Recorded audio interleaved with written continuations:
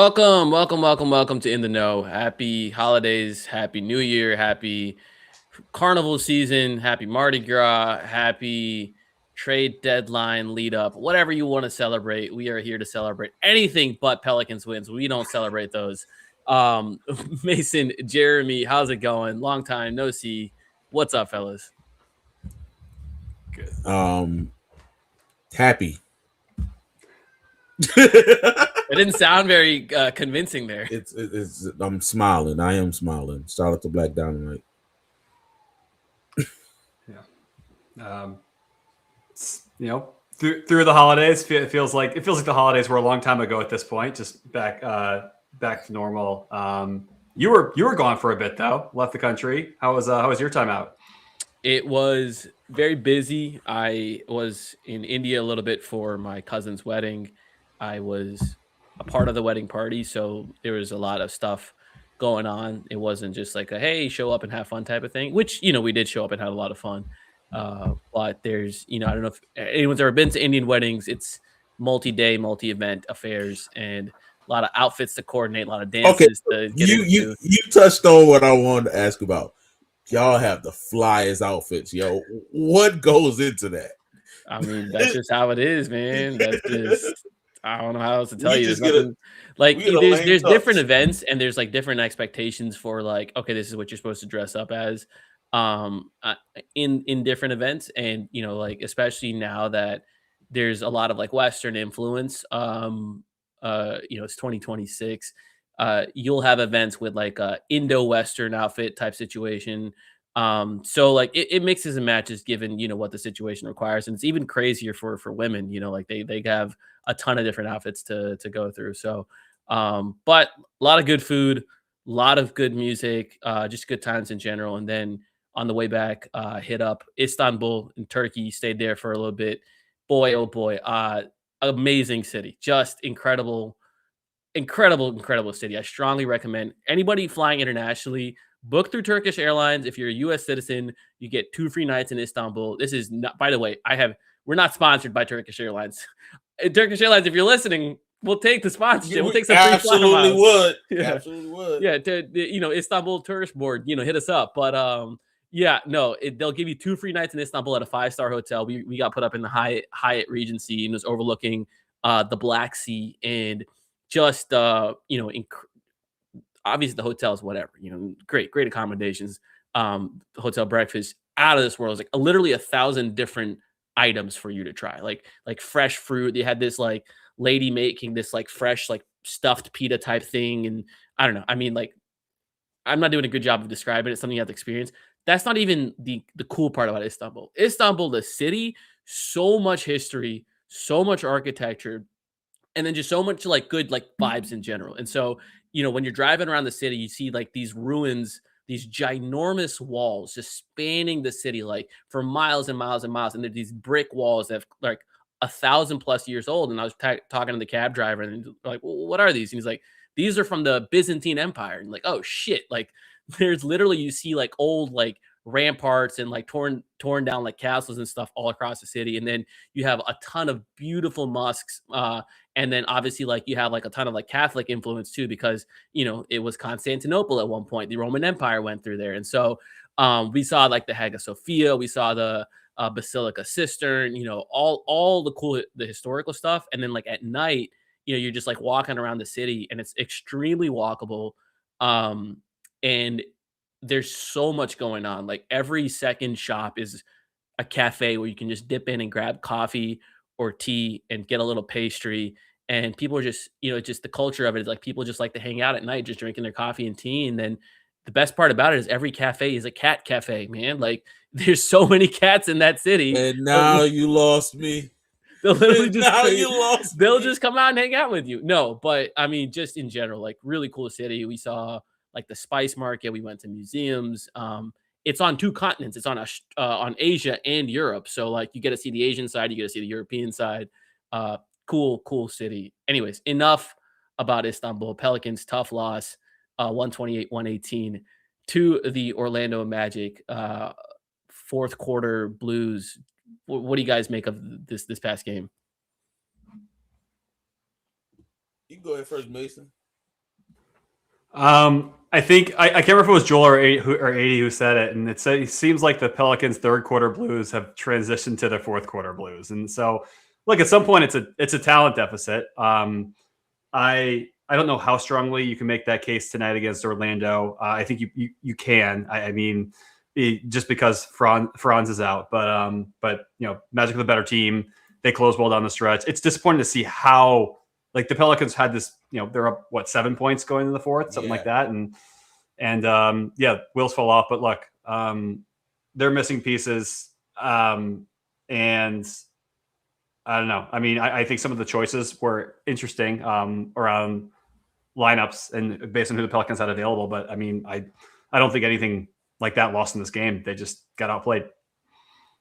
Like I put in the text thread, I just want to be competitive after demolishing a Wizards team that, they also have a long way to go. Out for 43 minutes of the game, the Pelicans were the better squad, but the 2 minutes when the game started and the 3 minutes when the game ended, Magic dominated those minutes, and that's basically the game. Nip and tuck here and there. Pelicans actually had a double-digit lead in the third, but it was just the scoring droughts. 2 minutes to start the game, 3 minutes to end the game, and that was the game. But I don't take much away from this. This is one of the better stretches. The Lakers game, the win versus the Wiz, in this game. I don't take many bad things away from it. How about you? Look, first of all, I think, for shout out to our guy Alvin here in the chat. Shout out to everybody in the chat. Welcome back. We miss y'all, man. But look, Mason kind of brought up like interesting choices to down the stretch, and I think Alvin asked a pointed question: how do you feel about not closing with Poole while he had a hot hand?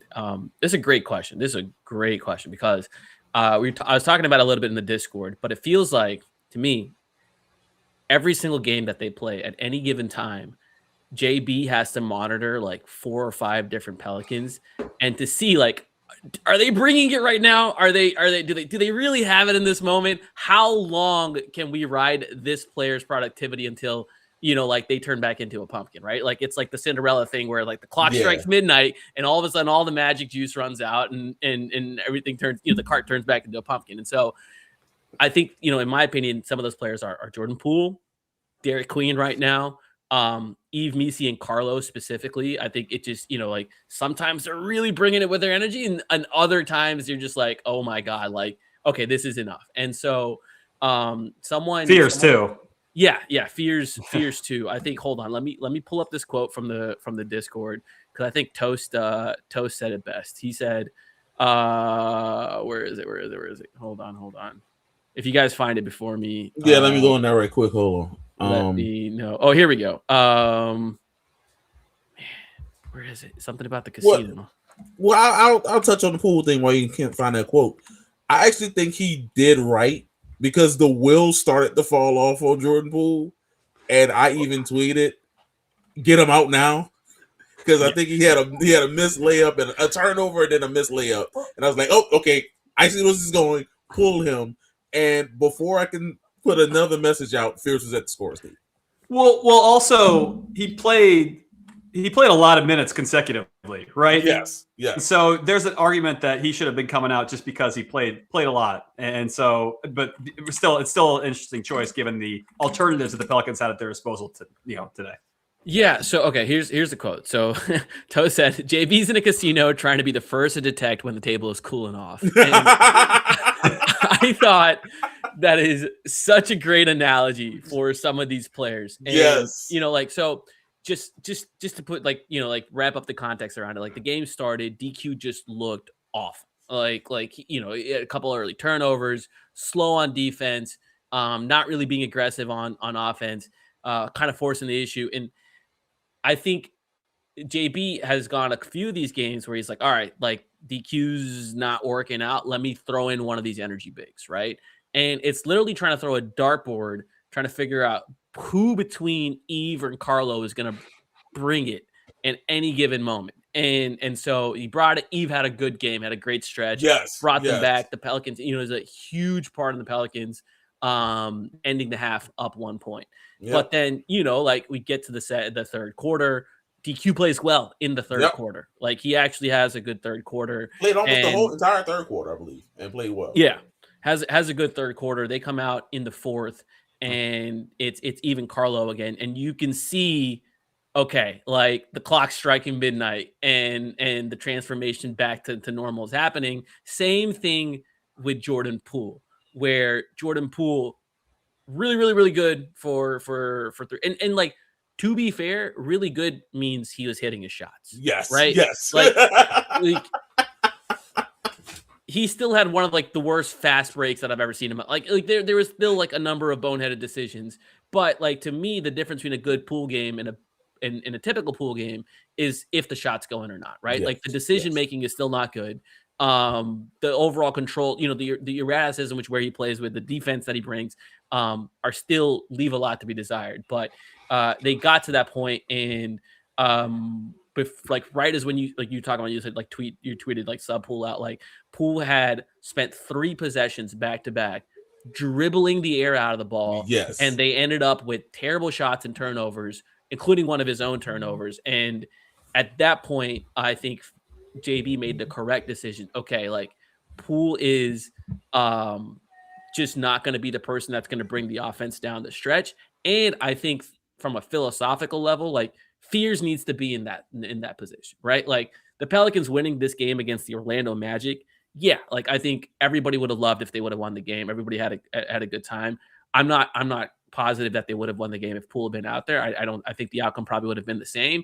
But if you were to tell me I have the option to watch 6 minutes of Poole trying to hijack the offense in the clutch, or I have the option of trying to get the rookies to figure out how to play with good players and try to close games, and the cost of it might be that the rookies might also fail and get picked on defense, give me door B, where I watch the rookies get the reps and fail. Because when we're looking at this team 2 years down the line, 3 years down the line, like nobody's going to care if Poole played the last 6 minutes of the game against Orlando Magic that maybe they could have won, maybe they could have, not won. That's where I'm at. Yeah. Well, I agree. But I think the interesting part is that this game, just given who the Pelicans had available, it didn't have to be one or the other. Right. And so fair. You could have played Fears and Poole together, but they didn't. And that is, if I am Jordan Poole and I got benched for Bryce McGowan's, I'm not sure how I'm feeling about that, especially when I'm cooking. I'm going to say he did the right call for the game. Again, I'm going to echo Schmidt's thought process of I want these rookies going sink or swim at the end of the game. And Bryce, I think, had a really good game as well. I think he got jobbed on that challenge. I thought that was a charge, and I think the refs kind of succumbed to the crowd that was at the game.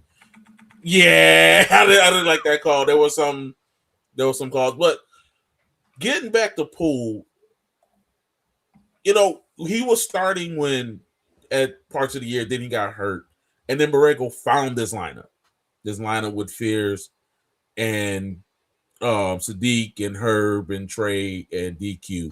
And even though 2 of those guys are out, he's still on the bench.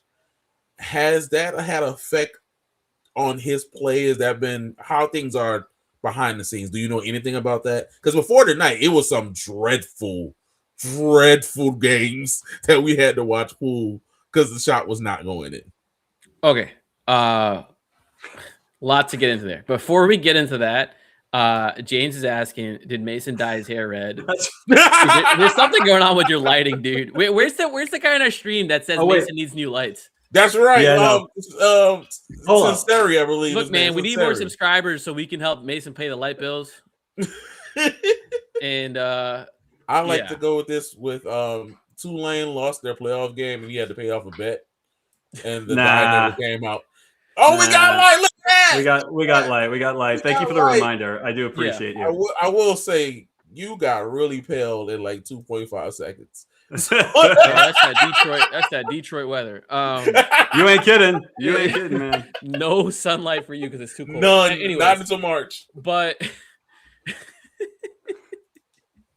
I'm just taking it because it's not wrong. It's not wrong. I'm not gonna make the joke, but like, you know, compared to the two of us, like if I there's some relativity going on here. You should put me at the bottom so it's just like a color rotation, a gradient. Look, before we get into the Peter Griffin sign to mean that everyone not okay. Come on, man. Come on, don't do me like that. Don't do me like that. Before we get into the rest of it, look, I think Alvin has a point in that, like, you know, Bryce played 26 minutes, he was only 2 for 4. Poole played 23, he had 21, and you need more threats out there. And given that they got outscored 37-20, like, I think that's worth, you know, like that's where it's chewing on. Personally, like, I think. Look, I know you said Bryce had a good game, but whether maybe it was because he was tied to the DQ minutes primarily, or whatever the case was, like, the Pelicans got killed in the Bryce minutes. Like, they were a team where it's like, you know, like minus 22. And watching the game, like, it didn't seem like all that egregious to me. In that, like, it was his fault. I thought DQ was way more at fault for them losing those minutes. Like, low key, I thought this was one of the worst recent games that DQ has had, right? Outside of that stretch in the third quarter, just he didn't bring it offensively, he didn't bring it defense, specifically defensively is where it was he was struggling. And I think he's struggled a lot against teams that are just bigger. And that's something that, in my opinion, he's going to have to correct by upping his scoring aggression. And as he makes himself a threat to score, the passing lanes are going to open up more. And so then he can quarterback the offense a lot more. But otherwise, you know, with these teams that are big, he likes to sit on the top of the key, make those reads and throw those passes. It's so much easier for them to turn him over because of the size. And they're just going to be like, yeah, like, you probably don't want to score right now, so we can, you know, like, play off you a little bit. Between Bryce and Poole, like, given how poorly the Pelicans scored, I wouldn't have been upset if JB decided to close a Poole. I definitely, like, in the moment, I was like, I need to get this guy off the court because of like where I saw him trending and just pounding the air of the ball. But I think that if I had to take an educated guess on why they didn't do that, if you look at who was out there, Fears, DQ, Trey, Zion, Bryce, I think they wanted a low usage fifth guy out there. To really see how their core group, you know, like Chris Haynes had a tweet, there are 5 untouchables on this roster. One of them's hurt. But of the 5, 4 of them were out there. And I think some of this is by design, and that's not just JB's call. I think it's coming from the top down on who needs to be where in some of these starting situations and closing situations. And, you know, but from a basketball standpoint, I think by design, they wanted the low usage guy out there so they can see, okay, if BI and Trey are running the 2-man game, like, what's that going to look like? If DQ's quarterback and Fears is getting involved in the play, like, can this group close games without someone else just hogging the possessions? And I think, again, I can't be mad at him for taking that direction, but it is 100% a valid question to ask. Like, hey, dude, you guys struggled to score the ball down the stretch. You straight up struggled to score. Why not have the better offensive player? And I think, I don't know. I mean, I think both are valid. I don't think there's a right or wrong answer here. But again, like, knowing kind of like what I know about what's going on behind the scenes, I think there's some very intentional stuff going on with regards to who is out there, especially regarding Fears and DQ. But regarding, you know, I think that flows really nicely into like So what do you know? What do you know? Look, I think Poole was kind of sold into a starting spot when he came here. And you know, there was, you know, the talk in the camp about him being, oh yeah, like I've played a lead guard before. That's something I've done my whole career. Okay.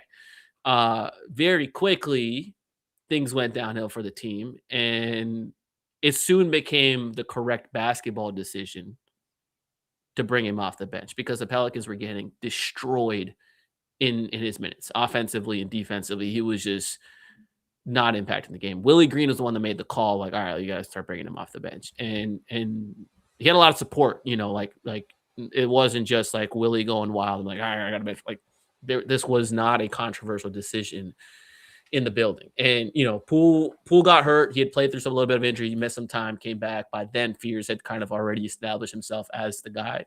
Now, again, I think that there is a top-down instructive, very, very strong suggestion. I got to be careful using the word mandates these days, but I got to be careful using that word these days. But I think there's a very, very, very strong suggestion that Fears cannot come out of that starting lineup, and obviously DQ's got to start.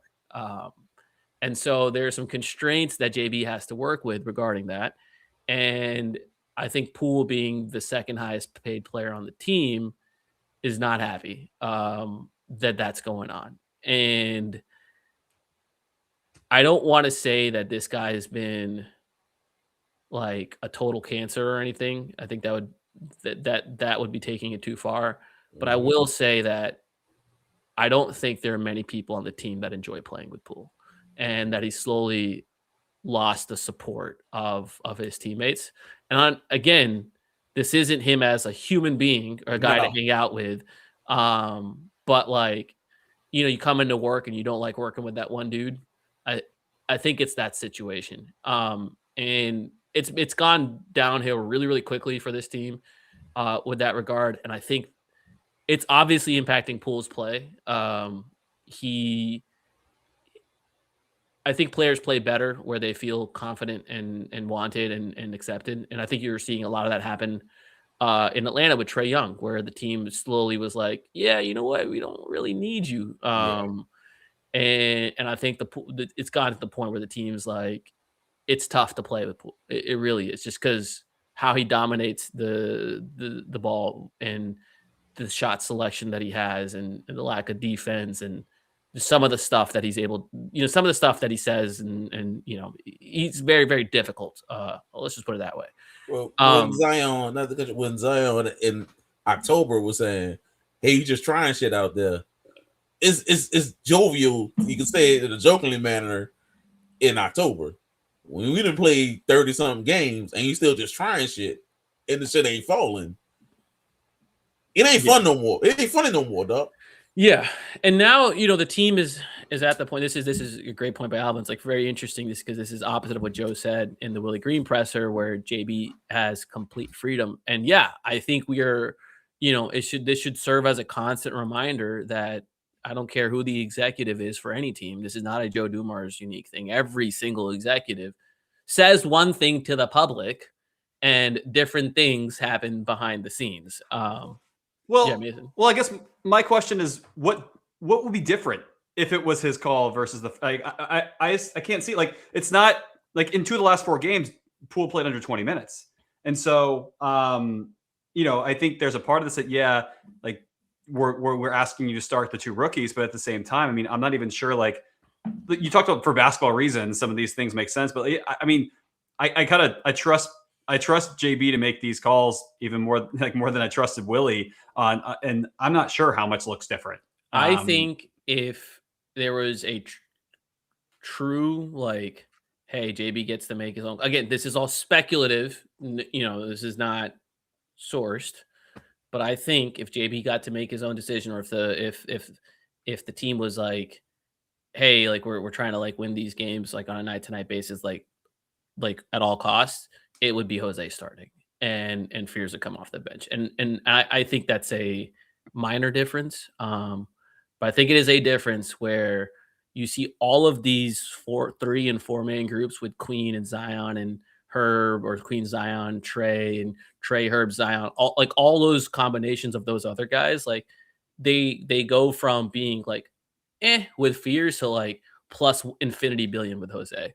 And knowing how this group has liked to structure their lineup decisions, a lot of it does come from looking at which group wins their minutes and which group is struggling with their minutes. And they've been a far more reactive on that front than I think like Willie's ever been, where Willie would let lineups accrue like a negative 300, they play 1,000 minutes, and they're like, okay, maybe it's time to change this. Losing every time they get out there, I don't know. Clearly, haven't seen enough. Where how much of that is? I guess I for one agree. I think that that's the right basketball decision to make. But I think even so, why?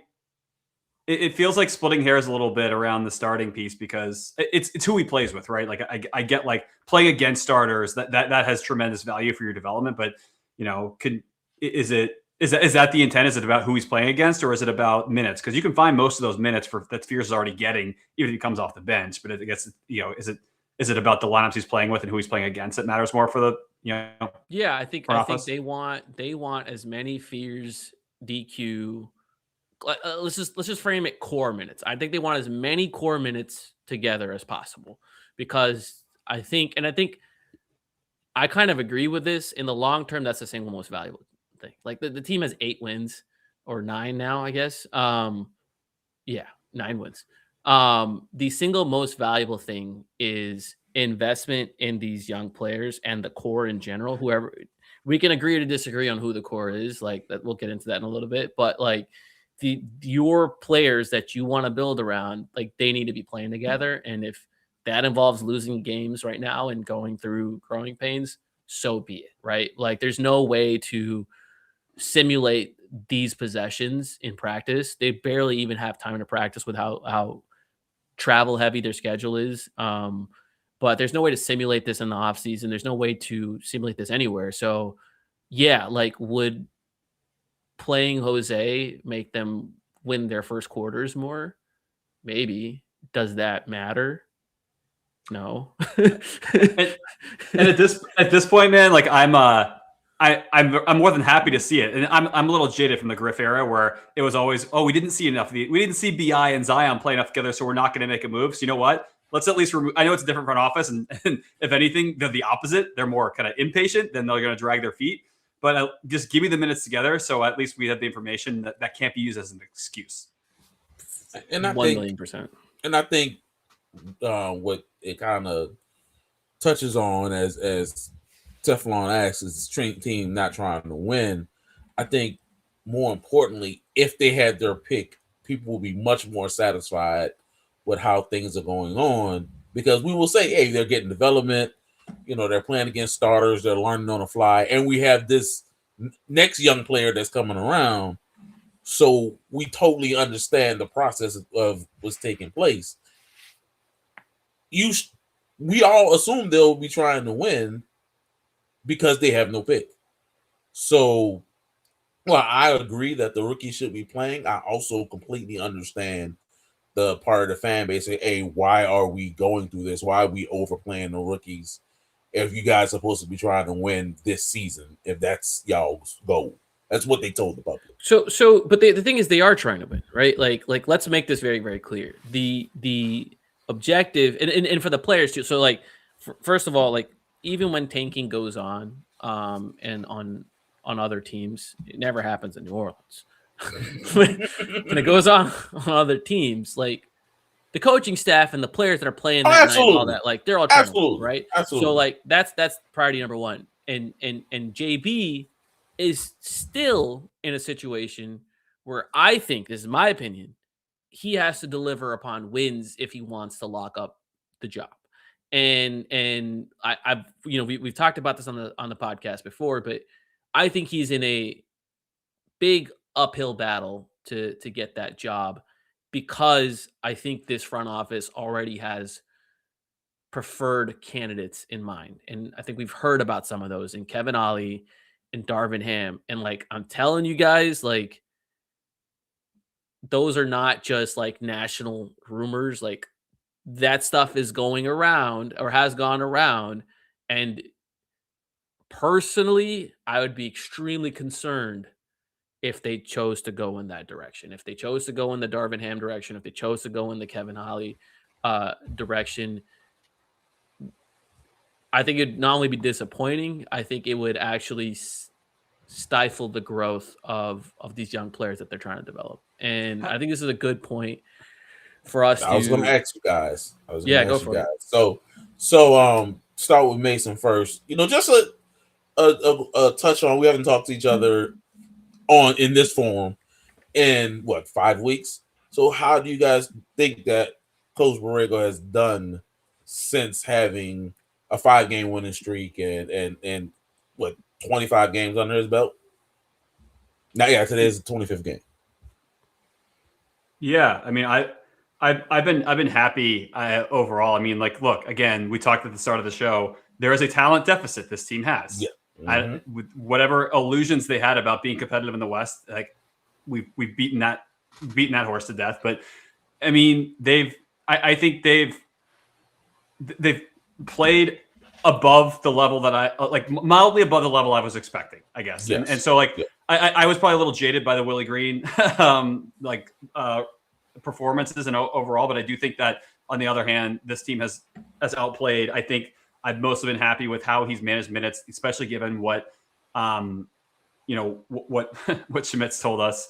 I start wondering about like, I was thinking about like Varsity Blues in my head when like the quarterback starts calling his own plays and just tells the coach to shove it. And I'm thinking about, at what point, just given all the Borrego stuff that or the coaching stuff in the front office that Schmitz just referenced, like at what point do you try to take matters into your own hands and just say, I'm going to do what I can to win games and make myself unfireable? So I think that's something definitely to watch as the season progresses, and how much are you going to, listen to the front office if it's going to cost you your job to do it. I think it's a very interesting balance there. But look, I mean, I think I just found myself even saying today, like a couple of the plays out of timeout, it's just like, I didn't see any of this shit with Willie Green. Like, you kidding me? Like this stuff's beautiful. And so like, look, and I think the players clearly buy into him. I think that his, like, when he speaks about the game, I learn things. And that's not to say I can't learn things with Willie Green. He didn't share. So like, I can't, it's hard to compare because he wasn't really forthcoming in pressers, but where I feel like I can trust that Borrego knows ball. Right. And so like, I'm not saying he's the guy for the future, but I think so far I've been generally not thrilled, but happy. Yeah. I think there's a couple of things I want to touch on. Some stuff I've already written about and talked about publicly, in that if you look at all the data under the hood, you look at their shot quality, you look at their pace of play, you look at how often they're getting shots in the paint, shots at the rim. The same quality roster, a worse quality roster than Green ever had during his peak years, of course. They have gone from the bottom third of the league to top 3 and top 6. And this is just with this talent. I think that is insanely difficult to do. If you're telling me that this Pelicans team with the worst point guard rotation in the league, and I say that from an empirical data-driven standpoint, I'm not just saying that again, you can see all the stuff that I posted on Twitter about this. Maybe I'll put some charts in here if I can later, but the Pelicans are seeing the league's worst production out of their guard spots. And despite that, you're telling me they have the third best shot profile or shot quality in the league since Borrego took over. I think that speaks wonders on what he's been able to do in such a short time. The second thing is, like, I'll tell you a couple of anecdotes that people on the team and some players and some other. Can I cut you off before because I want to do something. I want to address something as you're talking about the shot quality, and then go to anecdote. Teflon X, does it matter if they're generating looks for the best players and getting touches? They're generating them for G Leaguers. Yes, that matters. That actually means everyone's buying in. I put on Twitter that this shot quality is similar to what Chris Finch had when he first got the job in Minnesota. How they completely changed their shot diet. And even though they were like 30% from 3, they still took quality shots with terrible players. Getting your philosophy, getting buy-in with your philosophy and creating good shots, regardless who's on the roster, is a good thing. Because when you get a infusion of talent, then they can still take those better. They can take those high quality shots, and it'd be more makes than misses. So I do think him generating those shots for players on the court who are left wide open. If those players are better players, you're going to get better results. The process is working, in my opinion. I mean, so it's also just incorrect factually. Like, you look at who would you guys consider the best players are? Well, I'm assuming he's talking. Well, one, Trey I nicknamed him Dunks and Threes. I mean EPM because all he does is take names. Give me the list because I got Trey. I was Trey, Z, DQ, and Fears. Okay. All of those players under Borrego have seen increased usage, increased shots, increased efficiency, increased points per game. So it's not just the G Leaguers who are getting those open shots, right? We're seeing Zion Williamson, who had almost an under 50% attempt rate at the rim, right? So I mean, only half of his shots were coming at the rim. And this was not just in like the 10 games that he played under Willie Green. This was all of last season. Zach Lowe was calling it out like he's getting close further and further. Hold on. Jay, let me go. Sorry. Sorry. We've seen a 3-year decline in Zion's attempts at the rim. 3 years. Every single year it's gone down by 5%, 4%, 10%, right? His rookie year was around 70 something percent, went down to like the low 50s and under 50. Soon as Borrego's taken over, it's back up to the high 70s, right? That's your best offensive player on the team, right?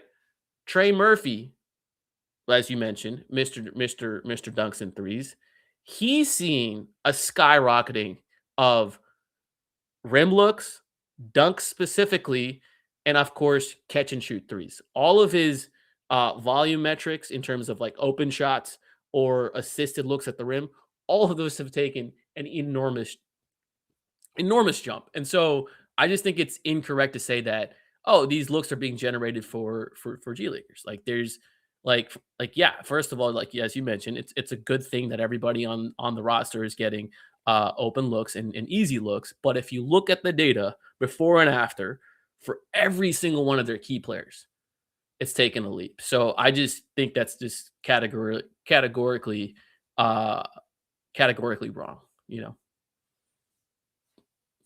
Anyways, Teflon Don also says Zion has his lowest usage since like his rookie year.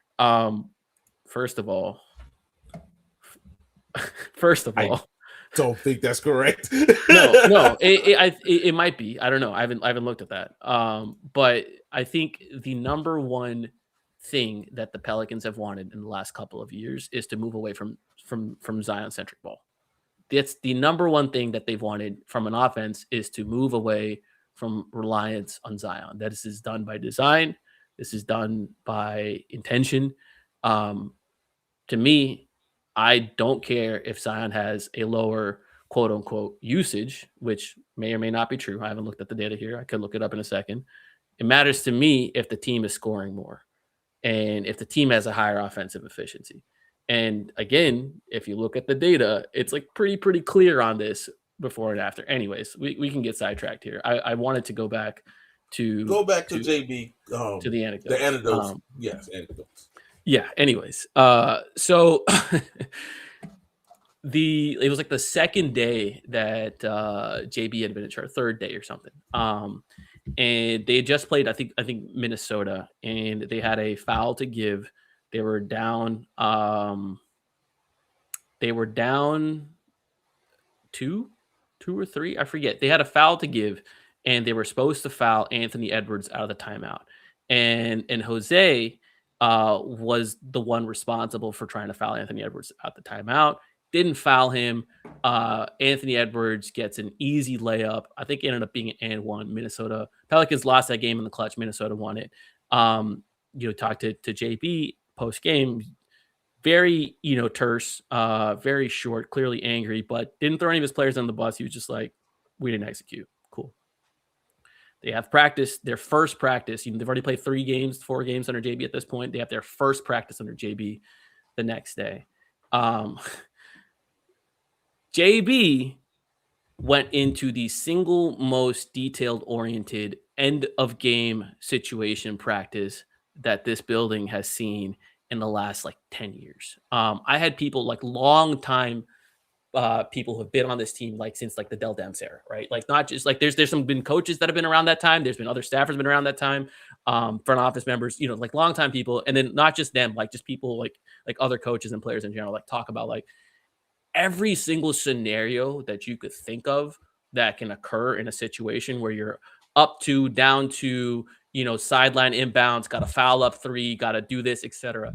Not only did they cover in extreme detail, he like with Willie, it would be like, okay, guys, like when you're up three, you got to foul, and like that'd kind of be like the end of the instruction.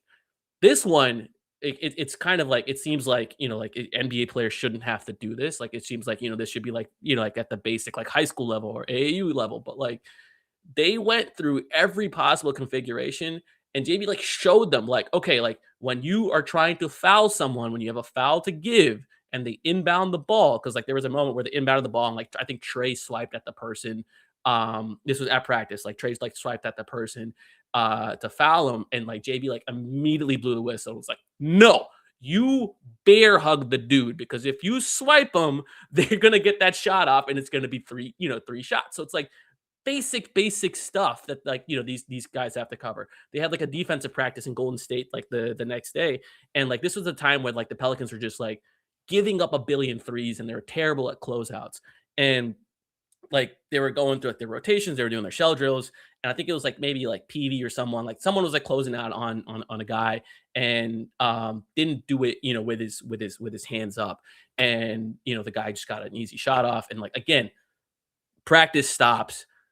Put your fucking hand up, like there is like real coaching that's like going on. And like, it's not just like instructing them what to do. It's like showing them specifically on like minute technique work, right? They spend so much time in film going over like, okay, this is how this player is coming off, his actions. This is how we want to meet them. This is how we're going to hit them defensively. This is where we want our rotation to come. Every single detail that you can possibly account for, like, I think some of the best coaches in the league that have had a lot of success with some not so talented roster. Like I think of like Tibbs. I think of even Van Gundy in the past when he had a lot of success. But a lot of those Rick Carlisle has been able to like make magic. A lot of those coaches are successful because they're complete sickos for the details.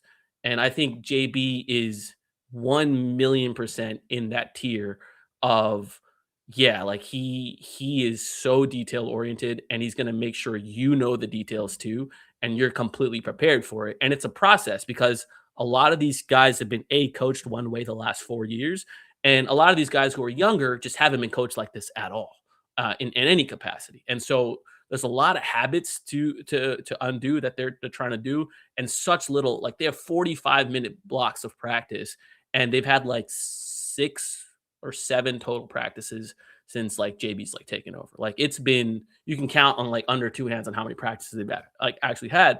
And so there's so much ground for them to cover, and then like so little, time for them to do it. But, you just hear about like how he gets into people like in film sessions, like with Willie Green.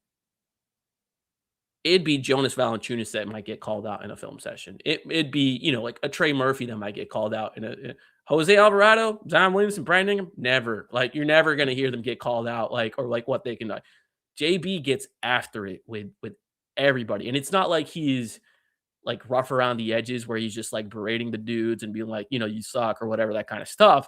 He's being firm, but like positive. Like he's actually like telling them like, no, this is what you got to do. This is what we got to do to succeed. And the message that he's trying to send them, like the team, is like, there is no one coming to dig us out of this hole. Like either we get this right and we do this correctly, or we're just not going to do it at all. And you guys are going to, I think everyone kind of gets it. Like there's no Superman out there, like there's no magic trade that's going to fix it all. Like Willie's already been fired. There's not another firing that's going to happen. Like this is it. And so I think for a lot of these dudes, like it's refreshing to have a coach to like really tell them like it is and actually coach them. like really, really coach him through the details. So the reviews on that, like, and just from an energy standpoint, and it's like, he's done stuff like he brought in, I forgot what, some war veteran sniper. I don't know what war, but basically to kind of like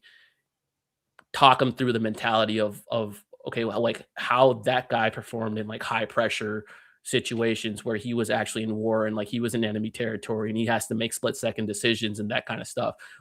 There's other speakers that he's brought in to help like keep things fresh, keep the guys engaged, because it's not, it's very easy to like tune out like the coaches and get, like check out, especially when you're losing. So he's trying a bunch of things, and I think that stuff is getting overlooked in what a terrible season this has been. And I think based on what I've heard and the coaches that I've been around as long as I've covered the team, like to me, JB deserves a shot to get a few years with these guys to really build those habits. And not only that, I think he deserves a shot to like hire his own staff to help accentuate all of that. Like to me, that's a big one. And you'll never hear him complain, right? Like I think he stepped into this job knowing what it could be. Like he didn't have to take the interim job, because if I'm his agent, it's very easy to be like, don't take it, because if you take this job on this terrible roster and you guys underperform, like you may never get another job again, right? Like as a head coach. But I think he's taking it with the approach of like, hey, I got a job to do here, and that's to develop these young guys and actually build habits, and we're going to win games doing it the right way. And you see that, with him subbing guys, he like, there's been games where he's closed without Zion Williamson, right? Like, Yep. It doesn't matter who you are on this roster. He is treating you, with that same standard of like, these are my non-negotiables. This is what you got to do. And sure, we can nitpick at it from an like, should he have played the 300th best player in the league or the 200th best player? Like, yeah, I don't. You could. I would much prefer if we were nitpicking between the 50th best player and the 55th. That's where I'm at with it. But yeah, we weren't here for it, but the Houston game is when I bought all the way in. Like, they were down 25, and you never saw quitting. And they rallied, and like you said, they took Zion out. They said, "Look, you big fella, you're not bringing. You ain't got it today. We're gonna roll with Bay, and we're gonna roll with Urban. We gonna close the deal." And they did, and that's when I bought in. I am terrified of them cutting bait with JB with Borrego, and he becomes Kenny Atkins.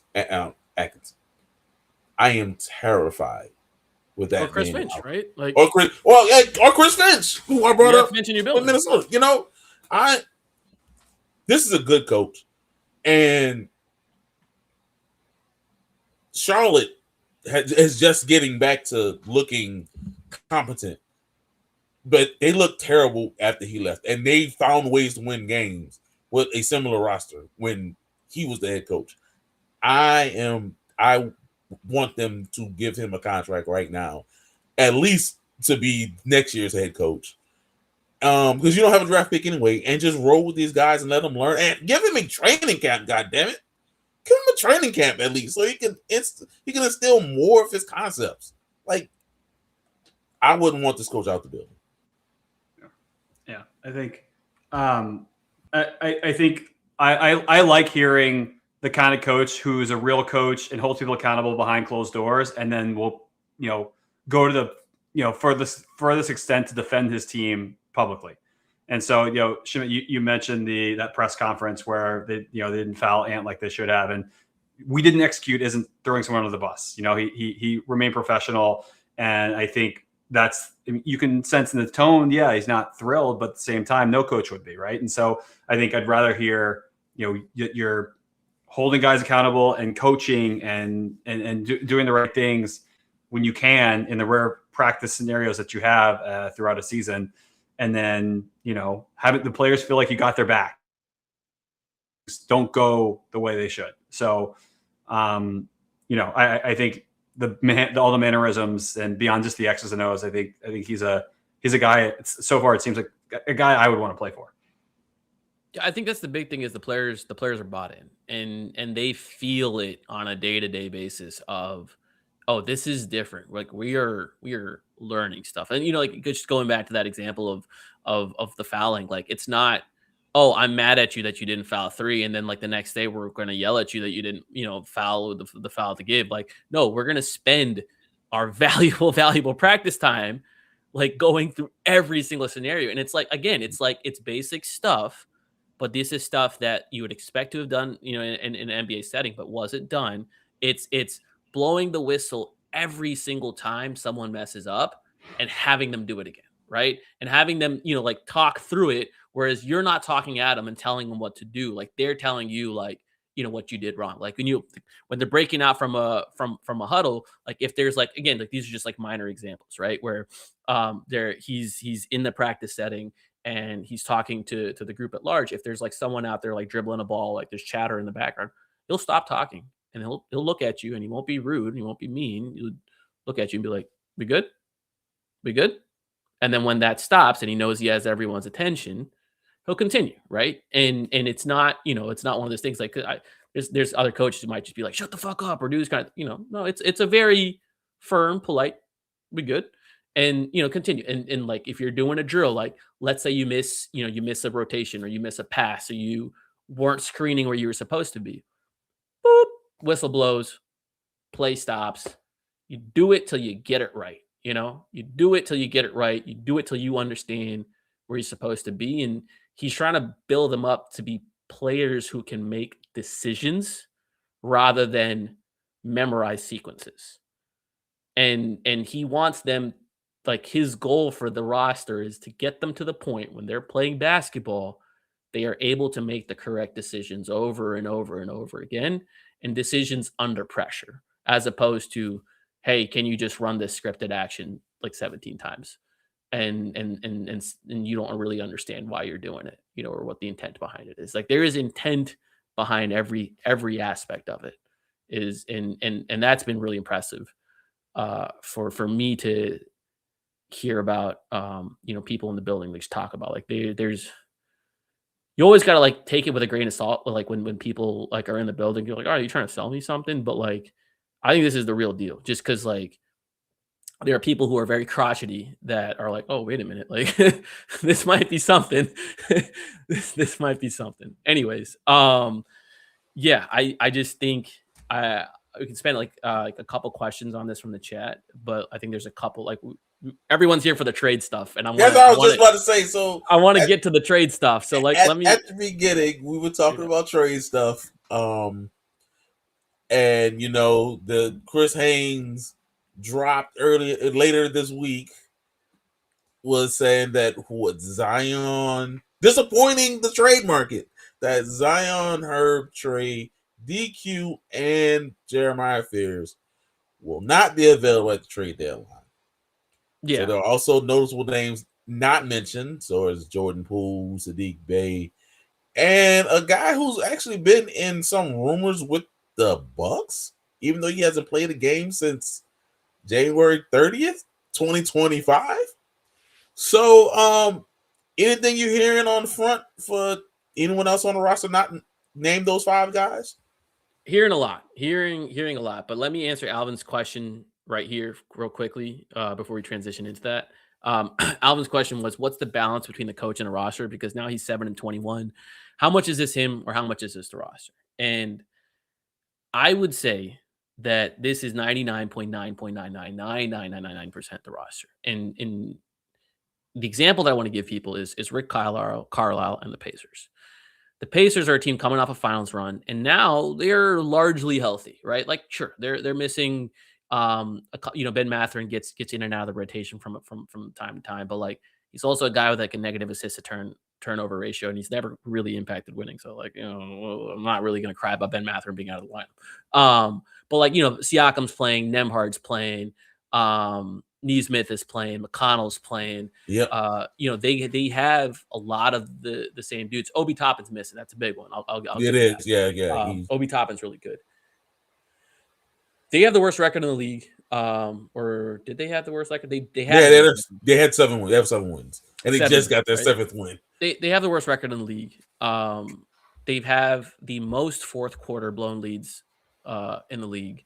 I think they're second to last in net rating behind the Wizards. The Wizards are truly dreadful. I'll give you that one. As we know, as we saw.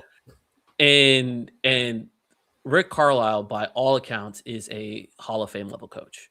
I think if you were to swap the rosters, or swap the coaches, or you were to bring in any head coach, like I would say there is zero difference in the win totals, unless those coaches didn't have some of the same constraints that JV has, and like you got to start some of these dudes, and you got to, But then that same argument applies to JB. Like maybe I think there are probably 2 to 3 wins out there that they left on the table that if Jose was allowed to play some of those more minutes, if they were allowed to bench some people, then they would look quite different.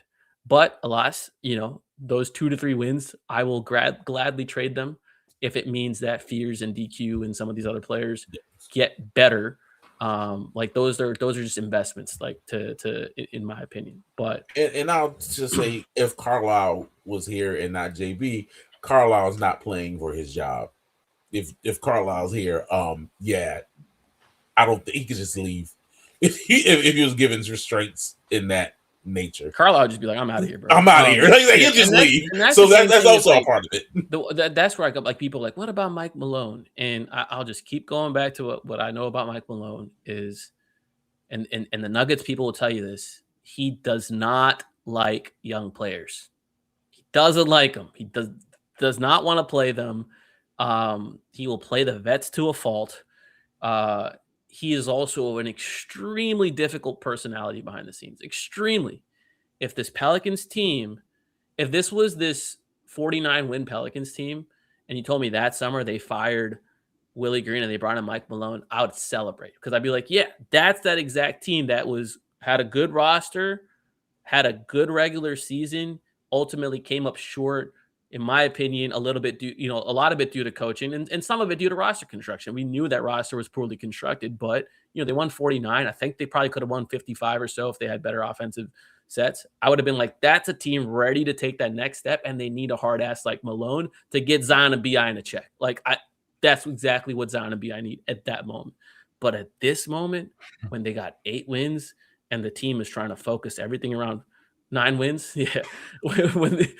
my bad. When they're trying to focus everything around, Fears and DQ, I think they need a guy who sees the forest from the trees. And I really, really do think that Borrego's brought that old Spursian philosophy of, hey, we're going to do this. We're going to do this right. And we're going to keep doing it until we get it right. And we're just going to measure progress slowly, day by day. And eventually that's going to cascade into wins, because we're here to build, and I know everyone rolls their eyes, but like, we're here to build good humans. That's what they're trying to do, and good basketball players. And that's where I'm at with it. And like Jenkins would be interesting. Do they want to open up the purse for him? Debatable. Does Jenkins want to come here? Debatable, right? I think if you look at this roster, you look at this market, you look at this front office, the options are very limited out there. Very, very limited. Anyways, we can go to sorry, Mason, you got something? No, yeah, just one quick thing. Picks a sunk cost. I know it's like it's definitely an easy thing to go to say, man, we don't want to give that like a top 3, top 5 pick to Atlanta. Yeah, no one does. But at the same time, that can't be the mindset for the Pelicans right now. It just can't be. And that's why I keep going to the Atkinson point, because like those picks, when they lost those picks, he kept just developing guys, and they're still playing in the NBA today. Jared Allen, Karis LeVert, D'Lo's best season was under him. So you can't look at the wins and losses. You have to look at the process, despite not having a pick coming your way or being sent that way. But again, but he needs wins, man. I look, as much as we can talk about the process, as much as I can appreciate what's being done there, I really and truly think like the measure of all this is going to be if they go on a run or not. Like I really do think so. Like you're right. I think you said it. Like, he needs to kind of make himself unfireable if he wants the Yeah. job. And it's tough. It's like he's a guy that historically, like, if you look at his teams, they've relied so heavily on guard play, so heavily, like with Devontae Graham and LaMelo Ball and like Malik Monk and who did they have? Did he have Rozier for a little bit? He sure did. Yeah. Rozier Rozier looking like 40% Evan from deep. All-Star. Yeah. Like so many guards that and you look at the guards on this roster and you're just like, bro. Like, anyways, it's a good time to transition to guards. Yes, are they going to upgrade at the guard position? Are they going to upgrade at the guard position? Back. So, what do we want to tackle first? The 5 untouchables in the Chris Haynes tweet? Do we want to tackle the other guys? Like, where do we want to start?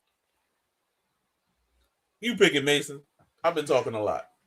Let's start with the guys, the main guys. I mean, that's I think maybe a little bit more exciting, or maybe not exciting if the Chris Haynes tweet has any validity. So what you got for us? I think so. Again, as Jeremy said, the Chris Haynes listed 5 players: Zion, Trey, Herb, and the 2 rooks. I think 100% believable on Fierce and Queen. Duh. Very, very, very believable on Herb and Trey. No clue on Zion. No clue on Zion. So I've spent the last couple of days talking to as many other teams as I can. And so can I ask you one quick question on that point of view? Is the one that feels a little out of place is Herb to me. Like why like it's very, very, very believable that Herb is it because right now you'd feel like you're selling too low? Is that what it comes down to for you, or is it something else? For me or for them? For them.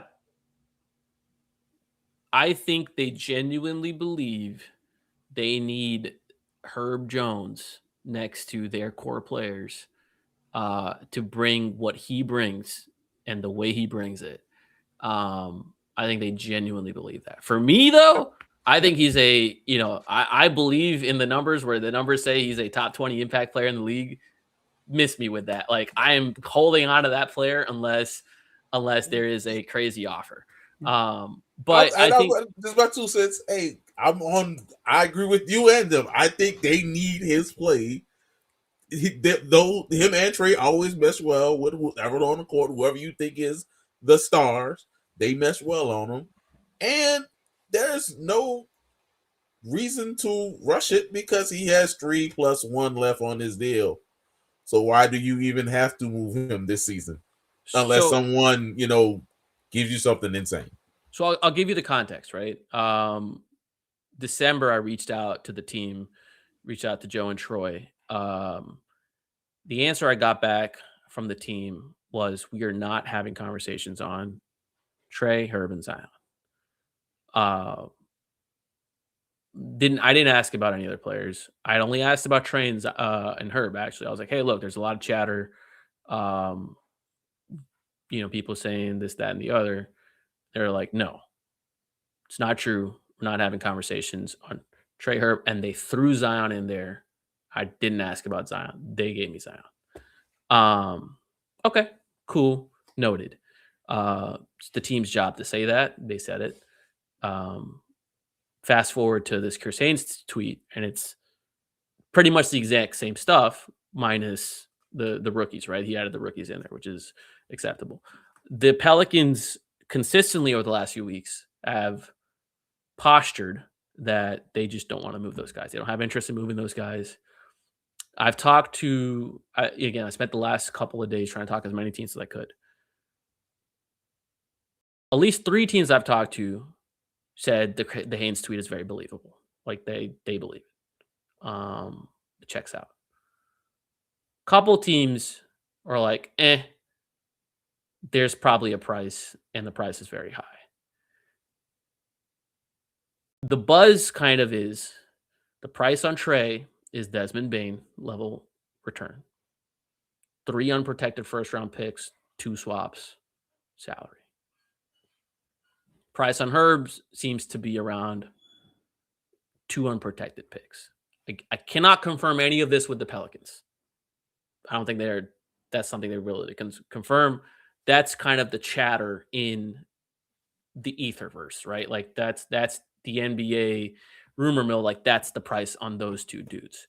Um, so to me, just pulling all of the known information together, it's we really don't want to move these guys, but if you want to change our mind, this is what it's going to take. And it's going to take a lot. And I absolutely agree that that needs to be the approach in that I do think those two players need to be around Fears and Queen in whatever iteration of team that you plan on building next year. And I do think those two players need to be able to be traded if someone's willing to give you those specific things. Like I am not rushing to do a deal.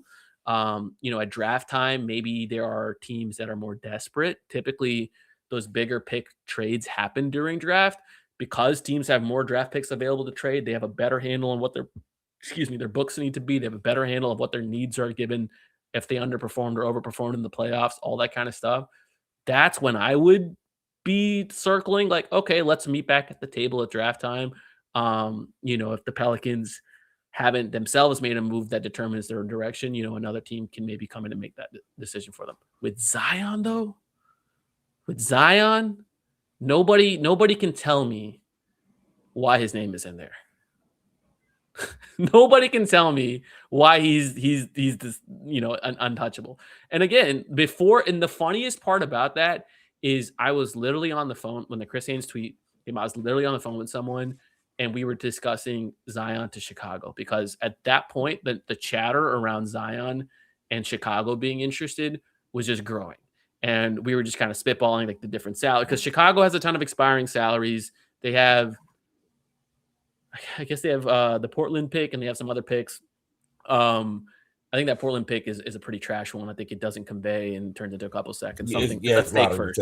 Yeah, it's a fake first. It's a fake first, and then they obviously they have their own pick. But whatever, they got the salary that can get it done with Zion. There was a lot of chatter happening around the Chicago front, and then literally like while I'm on the phone call with that person, it's Zion Williamson is the first name in the Chris Haynes tweet, and we're just like, what? I can't tell you. I really can't tell you what the thing is on Zion. I can tell you that other teams don't buy that one bit. That's the one that people don't buy. Like the Herb and Trey one, like, I've asked some of these teams that have been rumored to be very, very into Herb and Trey, and they've been like, yeah, we buy that. Like that's what we buy from the Pelicans. So the Zion stuff, no, everyone's like, if they can find any value for him, like we don't see why they wouldn't do it. Yeah. I get I share all of your points of view around the Pelicans and their stance and the Zion stuff doesn't really pass the sniff test to me either. I think the one point I would make, or at least put up for conversation, is you talked about when these trades typically happen, and for a lot of good reasons typically happens during the offseason. I think the specific nature of the games of Trey and Herb make it more possible that something happens before the deadline, just because of how, especially with Trey. Not to say like I think he's probably I don't think he's going anywhere before the deadline, but I think the fact that he can pretty seamlessly fit into basically any team based on the skill set he has. We see a lot around, like I keep thinking back to the Boogie trade, right? Like there are a lot of trades when you trade for these big time players where you need an offseason to figure it out. Right. And it's not just going to click and you're not going to be able to become, a 5 to 10 win better team in the next 2 months, right? To fold that guy in because you don't have the practices or anything like that. I think with Trey and to a lesser extent, Herb, both those guys, you can sell yourself on they'll fit in immediately. Exactly. And so I think that's where the Pelicans might find an offer. But I think the point of view from the Pelican side makes total sense.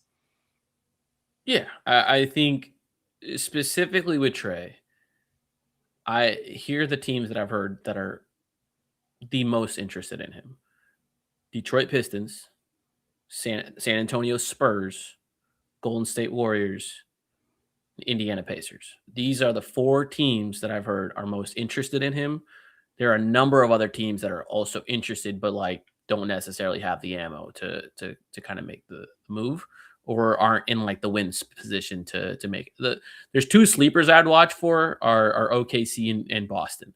Boston has always been a big fan of Trey Murphy. They are over the tax right now, and the conversation around Boston has primarily been how can we get under the tax because it resets their repeater clock. But Boston is also finding themselves in a home court advantage style situation, and Jason Tatum is telling people that he wants to return after All-Star break. Whether that happens or not, we'll see. Eastern Conference, baby. Eastern Conference, right? Also, Jaylen Brown has been a fucking madman. Oh, yeah. And Joe Mazzulla, hats off to him, man. That guy's another madman. Great job. Yes, psycho. We talk again, going back to coaches who are psychos, like for the details. But yeah, I think those guys. OKC is one where I think they are keeping a very, very close eye on what San Antonio wants to do. I think that's a little bit of a cold war going on there. But yeah, I think other than that, though, I would be shocked if Herb and Trey are traded this trade deadline. I'd be shocked. And again, if it were to happen, it'd be in the context of a pretty large deal. At least that's the sense where I'm at, like, a month out. You mentioned the general kind of like expectations for what that trade would recoup. I assume the answer here is yes, but like the expectation around number of picks, it changes by team, right? Like if I'm buying the Pacers or the Pistons future or selling that's a lot different than Boston or Golden State and some of these bigger markets. So it's very, almost apples and oranges to me as far as pick returns, Oh, absolutely. Like you want the post Stephen Curry picks. Like you want the team in the West that has the aging star and the aging core. And you're like, yeah, if you want Trey Murphy, give us 3 first-round picks, 2027, 2029, 2031, give us those, but we'll see who ends up coming to the table. Detroit is the one to watch. Trajan loves Trey Murphy. Troy loves his dudes on Detroit. Yes. Loves him some Asar Thompson. Loves him some Isaiah Stewart. I don't know where they're at on Jaden Ivey, but loves Isaiah Stewart. Loves Asar Thompson. So they've been my number one team to look out for. To say, hey, if they could get 3 picks in Asar, I think it's going to happen. I just think it's going to happen. I don't know if it's going to be in the summer. I don't know if it's going to be in February. But they've been my target. That's my thing is like, here's my hypothetical to you guys. If they did a trade with Detroit and you didn't get any picks, but you got like Asar Thompson as like the centerpiece of it, like where are you at on that? For Trey Murphy? Why bother? Yeah, why bother is my take. Like you get back a couple, like you get a couple years younger, but like it's not. Yeah, you might have to pay Asar more than Trey. yeah. I need Asar and a couple picks, and that's someone who loves Asar. It can't just be Asar. Yeah, so I mean, it's difficult. I think that's kind of the spaces that they got to navigate, and like the Troy Weaver is the ultimate wild card, right? Like he's someone that historically, like looking at his transaction history and looking at how people in the league talk about him, is not someone that values picks that are in the future. He values players right now. So that's something to consider. We have no clue how any of this is going to play out, but there's still a couple of other players that I want to get to. I do want to cap the Zion thing, like just to get my opinion across on Zion. I think we've all kind of been the same thing. They need to get off of him. Like if they can't find a trade, they should cut his contract. That is my position on it. And my position on it is entirely due to they need to move forward with DQ and fears and lean completely into that. Yes. And maybe that will be terrible basketball. Maybe Zion ends up excelling somewhere else. I think it's time. If he plays 41 games, he guarantees 40% of his contract. And now next year he's uncuttable. Like you can't cut him. So you have to pay him that next year. Yep. Go ahead. I'm thinking about this like crazy, like the Hawks.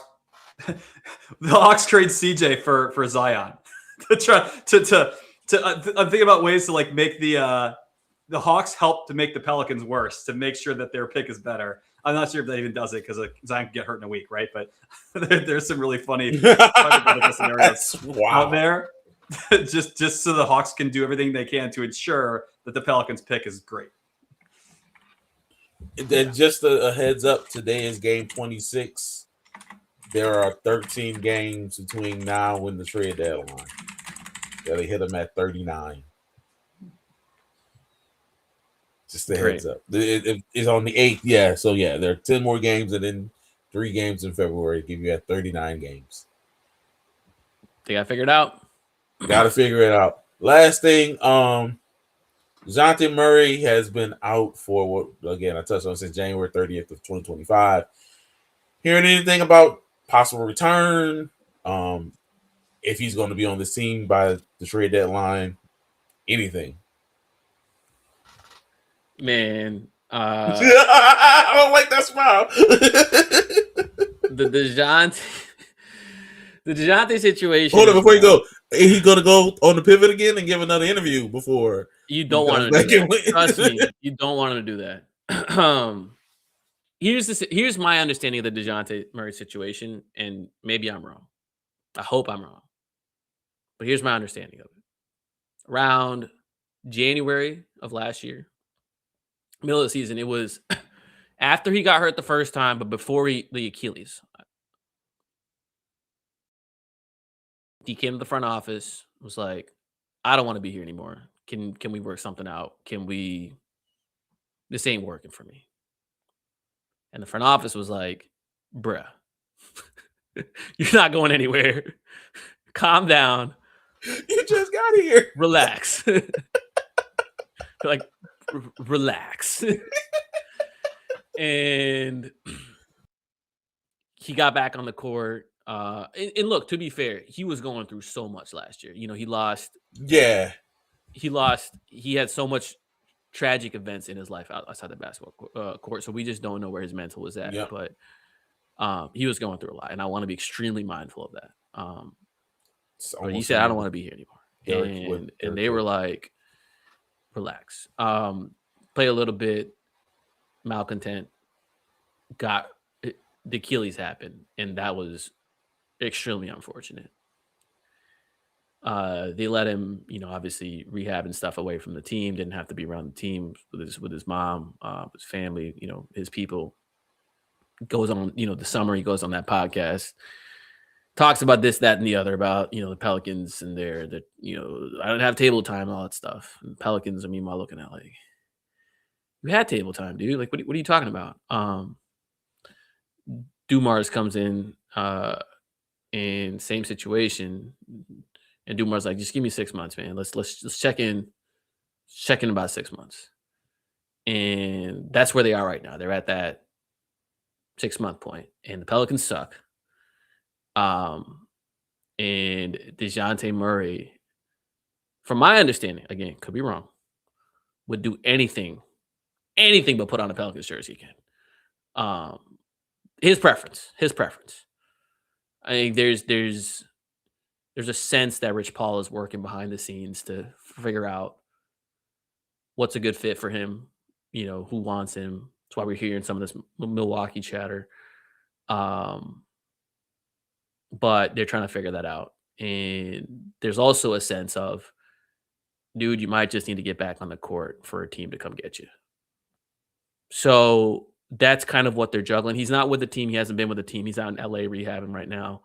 The rehab seems to have gone really well, progressed really well. And I think there's just like this mutual kind of understanding of like, okay, like, yeah, we don't really need you around the team right now. You don't need to be around the team right now. If we can figure something out, we'll figure something out. If we need you on the court, we'll let you know. It may be this situation where the trade deadline passes and no one's come and gotten him. And then he finally ends up back on the court to let people know, like, hey, look, I can play in that, that kind of stuff. I don't know, but it is a very delicate situation. I think it's safe to say he is not planning on being a Pelican for the long term. And I don't think the Pelicans are planning to stay in the Dejounte Murray business long term. So we'll see. I gotta know, like, I'm not gonna know, but how that Dejounte and Dumars conversation went, because happened. Bedtime is taking over. It's time like wait, bedtime. you're gonna have to repeat. You gotta repeat. Oh, sorry. We lost. You're There you connected. go. Sorry. Get back. Sorry. I just got to know what that conversation with Dumars and Dejounte was like, in the offseason. Because what does he expect can happen when he's out with an Achilles injury? Like, it's weird that like, Dumars said, "Give me 6 months." It's like, give me 6 months to trade you, like, because it's like he doesn't owe Dejounte. Again, that's like a it's not like a quote from Dumars, right? Fair enough. But that's like the sentiment of like okay, like I understand that you're not happy with the way things went down. Yeah. Let's see where we are in 6 months from now, right? Like maybe the team's in a different direction. Maybe you're in a different headspace. Let's check back in when you're approaching your return date. Let's loop back in. For now, you do just rehab, do what you got to do. I think that's the sentiment of give me 6 months. Not like give me 6 months to find a destination for you or but it's been that time. He's due on the court soon. Real fun situation for the Pelicans to be looking for places for 2 guards making $30 million a year. Oh joy. Yeah. I think that there was a question that came up earlier about Dumars' relationship with Zion and Dumars' relationship. Look, I don't want to burst anyone's bubble here, but like frankly, I just don't think Dumars is in that deep. Like Troy is running the day-to-day. Dumars is he's the de facto ownership type figure that looks at it from the 10,000 foot point of view. The biggest complaint of both of their management styles, Weaver and Dumars, has been that they do not form relationships with people. They isolate themselves. They don't talk to people. They don't talk to families. They don't talk to coaches. They don't talk to players. I'll give you an example of this. I got to be careful what I'm about to say, but there's a high profile player on the Pelicans who, again, they were taking their typical management style of not really forming a relationship. And then all of a sudden, other teams are really interested in this person and talking to this person's camp and this, that, and the other. And that becomes visible. And then now Joe and Troy are like, wait a minute, maybe we should be more friendly towards some of our key important core players. So I'll leave it at that. But I don't think their relationship is a factor in any of this kind of stuff.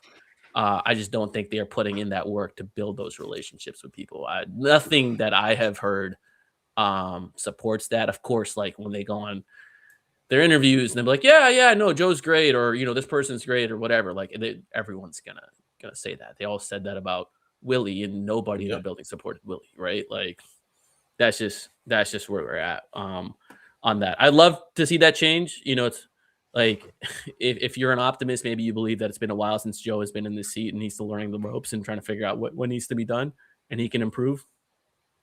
Maybe that's something for people to believe in, but telling you the biggest complaint of their management style has been they do not talk. Like, again, we're not that important people, like media, like we're not that important, but we've only had Dumars once.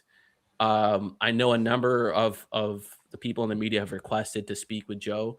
And all those media requests have been denied, and that's fine. Like the New York Knicks don't talk to their media people either. Like there's different ways for teams to approach it. But the one time that we did get Joe, we got him with a camera off on Zoom, didn't get him in person.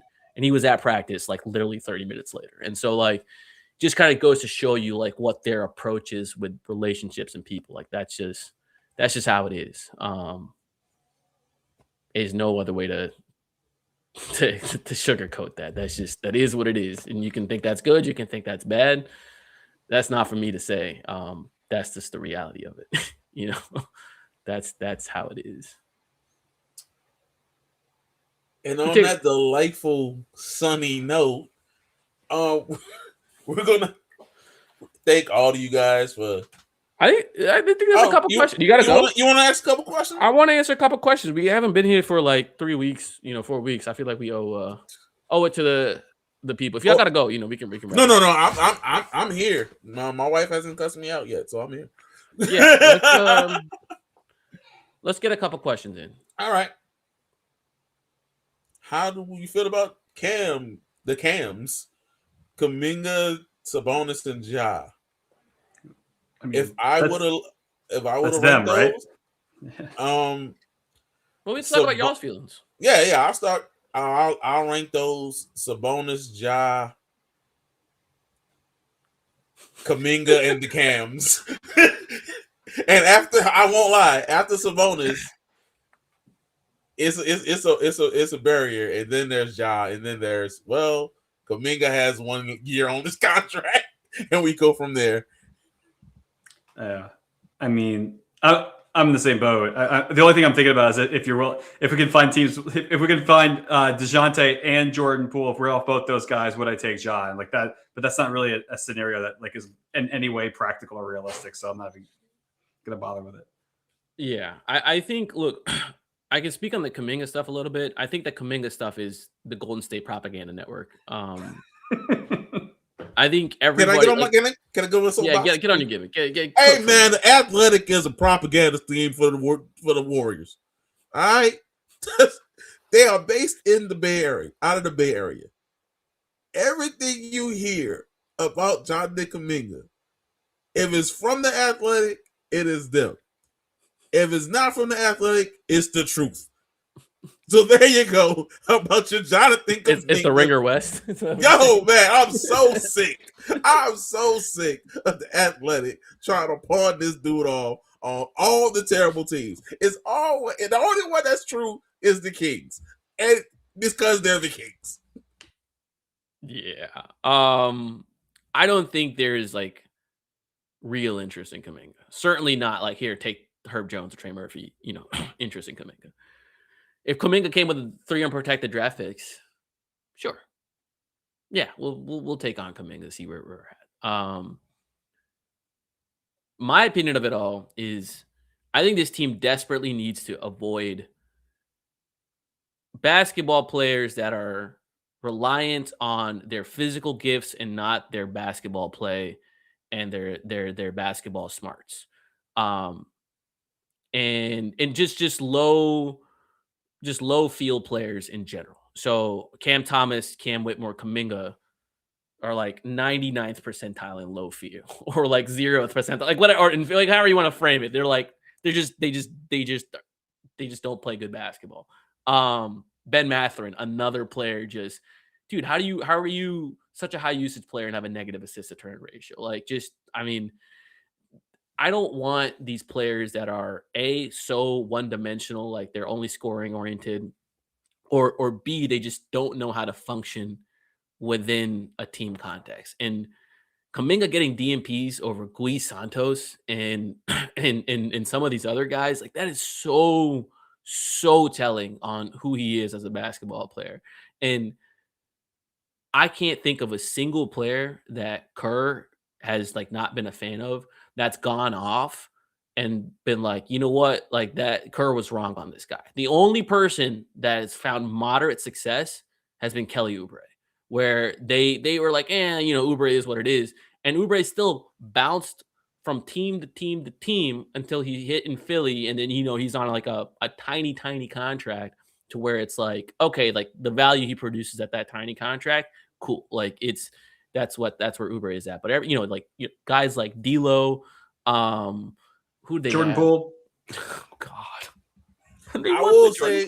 I will say Harrison Barnes has found success. But they moved Harrison Barnes because Kevin Durant. Well, I was going to get to that. They had no issue with Harrison Barnes. But it's more about Harrison Barnes. We wanted you to do this. You didn't want to do it. You sucked at what you wanted to do. You finally found your way, and you became what we wanted you to be, and now you're doing it in San Antonio. Yeah, I don't know, man. I just don't think. Yeah, I think if the Pelicans, they need to do one thing. They need to bring in more basketball players and less theories. And I get it. Like, like from a small market, people want upside, and you're like, hey, maybe this guy has upside, but like, man, it's just, I'm such a big believer in being able to look at players, and if they're not winning their minutes on a consistent basis, like I'm such a big believer that those are strong indicators that those guys are not going to be productive, valuable players, especially in a market like New Orleans, especially on a team like New Orleans that needs all the help that it can get from a leadership and habits standpoint. Like it is what it is on that front. But Ja Morant, that's a fun one to talk about. He's played less games than Zion since 22-23. He's hasn't played more than 6 games in a row since 2023. But if you can get him from Jordan Poole and Yves Missi, like, are you gonna cry about that? Not me. Nope. I wouldn't cry about that, but that would be my bar. Yeah, that would be my bar. I'm no not. picks. Yeah. Like definitely not Herbert Trey. The most I'd be willing to do from a role player standpoint is include Sadiq Bey in that. Yeah. Which the one I think they need to do, or not the Pelicans, is go ask about Jaren Jackson. Ask about Jaren Jackson. Throw in the picks for that one. I would do that. I would do a Zion-based deal around Jaren Jackson, and I would sell it to the Grizzlies as you can rip up Zion's contract or you can try to flip him, but you get out of Jaren's deal before it balloons and it gets to the point where it's untradeable, because that's going to happen. He's a good player now, but if they keep losing and he's on that supermax, it's gonna be bad. Like, you look at Bam's deal; no one wants to take that on right now. Like, very few teams want to take that on right now, which is crazy because Bam's very good, but teams look at that deal like, oh, that's a crazy deal. But I would say include Zion, include Eve, figure out what picks need to happen, make it happen. I like DQ and Jaren Jackson and Herb Jones and Trey Murphy a lot. That sounds like fun. We got another question in here, trade related. Would you go into the Michael Porter Jr. pool and use Zion's contract and flip to get, and I guess probably some picks to get Michael Porter Jr.? Yes. The Pelicans get picks or they get picks? Ooh, that's a good question.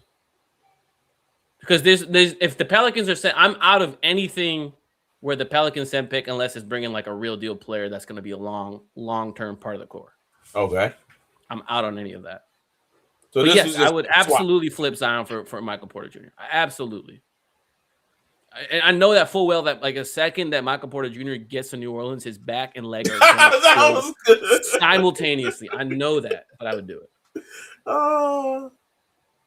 The back injury followed by the 5-hour Twitch stream of Michael Porter Jr. You ready for that? Yeah. But the thought process, I agree with Bayou Sniper. Yeah, just having that type of shooting and movement, and Derek Queen being able to find them in which way. Yeah. And he can rebound. He can rebound. Yes. Yeah. He's a better rebounder than Zion, which is insane to think about. Yeah. The better rebounder than Zion. Elite shooter. Elite. He has an argument right now this season for being the second best shooter, period, behind Steph. Yep. Like in terms of the difficulty and the rate that he's converting at, like I don't think anyone's been at his level. And he's so quick with it too. Like as soon as he touches his hand, it's damn near at the net. It's so fast at all type of different angles. This is the guy that everyone thought was going to go number 1 overall. Injuries suck. Yeah. Yes. Yeah. You combine both those ideas. You're rolling with Fears, Trey, Porter Jr., Jaren Jackson, Derek Queen. That's fun. It's a big team. That is a very, very large team. Make it happen. Yeah. All right. Seeing the questions slow down a little bit, so just gonna leave you guys with one of my own, and then we can end it. Predictions. What are the Pelicans going to do in the trade deadline? Absolutely nothing. I so want them to move on from Zion. I think they do nothing. 0 transactions. 0 transactions. Because the transaction you would say is Bay because of his contract. I just think they're gonna fall in love when they keep him. Okay, Mason. I think one of the 2 guards go. I just don't know which one. I think it's either Poole or Murray. I mean, whenever Dejounte gets back, like maybe there's a chance he can play a little bit before the deadline. I don't know. Time's running out. Doesn't seem like it, but I'll say one of those 2 is out the door. Good prediction. I think Zion stays though. Yeah, I'll include Jose into that. I think the Pelicans are going to try to create a roster spot. They are at their max. I don't think they want to cut DeAndre Jordan. He's been a great vet. Fully guaranteed deal. That's the crazy part, man. But you know what? That's fine. Like, again, they're not in the tax right now. They're not, whatever. We're not going to cry about that. He's provided value to the rookies in a ton of ways. But I think they want to create a roster spot for Bryce specifically. He's a 2-way. They want to convert him. So the way you do that is you do a 2-for-1, or you do a 1-for-0, or 3-for-2, something like that, right? Jose's a small salary. He can be lumped in with a Jordan Hawkins. He could be lumped in with a Kevon Looney. He could be lumped in with an Emisi. You can turn that into maybe one player, $10 million, $11 million or so, $12 million. Doesn't have to be a good player. Doesn't have to be someone that really plays, but it creates that roster spot, right? That's something to watch out for. And Mason, I hope you're right. I hope they figure out what's going on with their 2 $30 million guards. And in a perfect world, neither of them are on the roster moving forward. And get a 1st-round pick for Sadiq. Let's see if we can do that. I would do it for a 1st. Anything less, I wouldn't do it for. I agree. I would do it for a 1st. I also kind of wouldn't mind if they extended him. Shut up. I'm going to write about that. You asked for my predictions. I'm just saying. It's on that note is what I'm being told to pull the plug. Thank y'all. 82 people were in here watching us live at one point. We truly appreciate y'all, especially because we've been too lazy and we've been here all December. Again, happy holidays. We missed all that. Thank y'all. We appreciate y'all. Like, share the video, share the pods when they drop. Guys stuck with us for an hour and 40 minutes. Man, y'all really do like us. We love y'all and appreciate y'all. Like, subscribe. See y'all next time. Peace out.